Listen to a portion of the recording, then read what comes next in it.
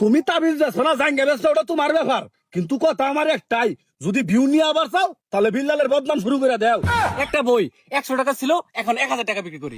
জুকার সাহেব, আমি shirt pant জাঙ্গা বেশি ঠিক আছে, তাও মানুষের গলার মধ্যে পারা মাইরা বই বেচা পাইতাম না। দরকার পরে দরবেশের বেচ দিরা তাবিজ বেচমু।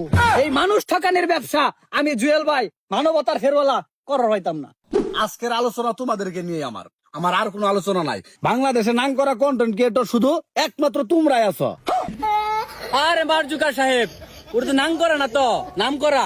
ওই হলো আর কি, আমি তো আর বাংলা বলতে পারি না, তোমাদের জন্যই তো আমার বাংলা বলতে হয় মাঝে মাঝে। এখন বলো তোমাদের সমস্যাটা কি?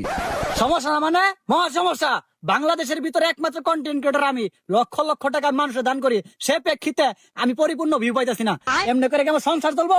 হ্যাঁ, আপনার ফেসবুক কোম্পানি আপনি নিয়ে থাকেন, দরকার পড়লে আমি ভাতের হোটেল দিয়া বিজনেস করবো, তারপরেও ভিউ কম পাইলে এই মানবতার ফেরওয়ালার বিজনেস করা পাইতাম না আমি।